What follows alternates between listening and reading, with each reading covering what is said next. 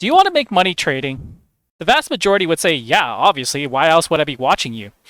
But in reality, what a lot of these people are actually saying is actually no. A simple question should have a simple answer, but trading isn't that simple. You want to know why they're actually saying no? It is clearly because they are not subscribed to my channel, they're not liking the video, they're not commenting and sharing the video. Sorry, not sorry, trying to grow the channel, you know how it is and stuff like that on YouTube. Hit that subscribe button. But the reasons are very complicated sometimes, and although it sounds like a simple yes or no question, it is actually quite complex. And here are three off the top of my head. The first one being you have to be right to make money. Now, if you have someone like MartiniRita, link down below, who's a math engineer, she would argue no. If you look at the table from top to bottom, you can see that the risk graph, you're not bound by a high win percentage to break even. The higher your hit rate, the higher your allotments to take risk, and vice versa. However, I would personally argue against this case because this doesn't take into consideration the individual trader that is there. And most of the notion nowadays is YOLO. This also leads me into my second case on why I think that people say no when you ask them, do they want to make money trading? And that is having to do with valuation and setting expectations. What do I mean by this? To explain this, let's go back to the probability chart. And let's say in a perfect world, let's go for this one right here. I'm betting one to make $1. In a perfect world, that would be the case. However, that's not how the trading world works. The trading world is basically you're betting $1 and sometimes only making as high as, like, let's say 20 cents or maybe even less, which skews the probability of you actually making money. And I know it gets a little worse than that because to make matters worse, you also have to consider in fees, slippage, and whatever various other reasons. Now, some would argue and say, well, then I'll just shoot for, a 1 to 2 return or something like that or whatever, right? Again, this circles back to my original argument of there's no guaranteed expectations that you are going to make, like, even a 1-to-1 return or even a 2-to-1 return.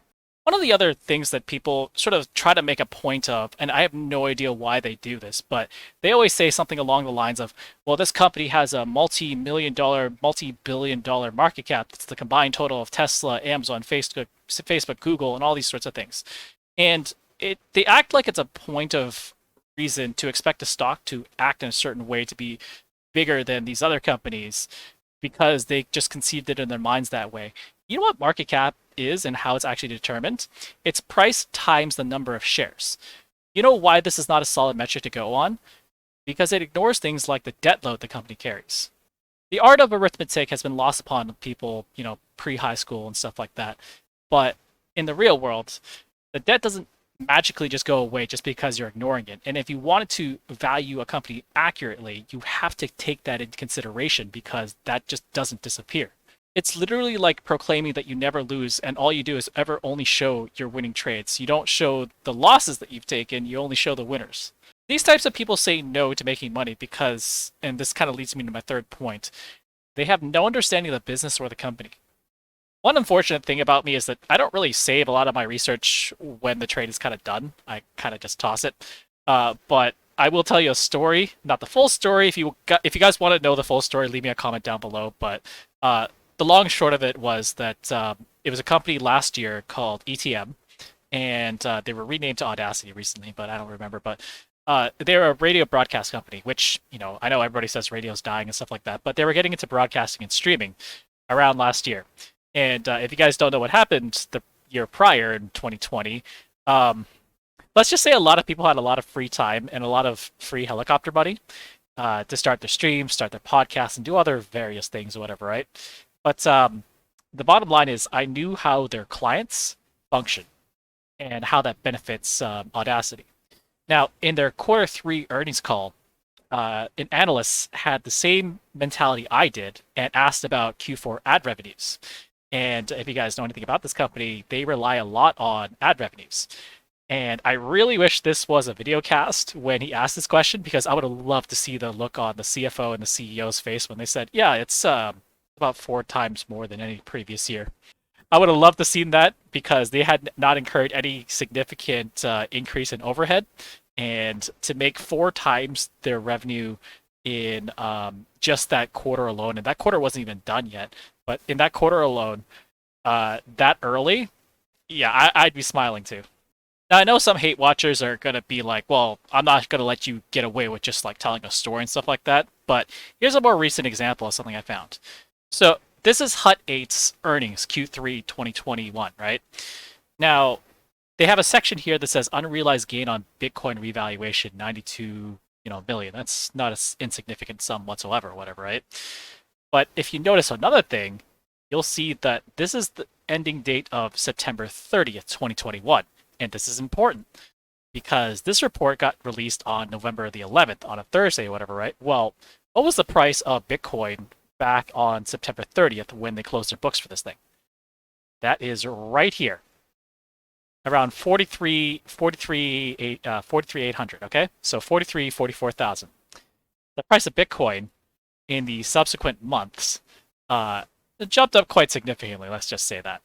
And sure enough, since this came out on a Thursday, we see this happen. We see the report get dropped, people freak out, they start selling this thing, and they think, oh, wow, whatever, it's the luster is basically gone. And then on Friday, when people realize, wait a second, this is actually still somewhat undervalued. This was determined when the price of Bitcoin was only 44K, not 64,000. So, whoop, right back up.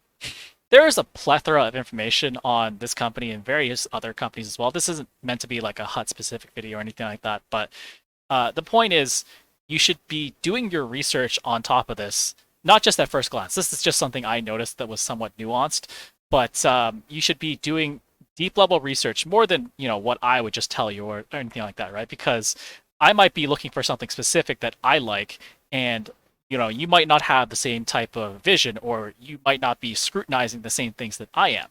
And honestly, to quote one of the greatest traders of all time, no, it's not Warren Buffett, Peter Lynch, he said that you have to know what you own and why you own it.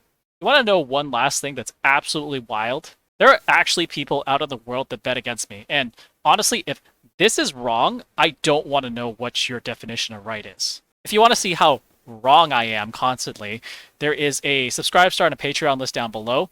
It'll give you access to see my watch list, the trades I've done, wins, losses, all that sort of stuff. I share basically all those details with you. But yeah, there's nothing left for me to say here other than just remember, just because you're a day trader doesn't mean you have to trade every single day.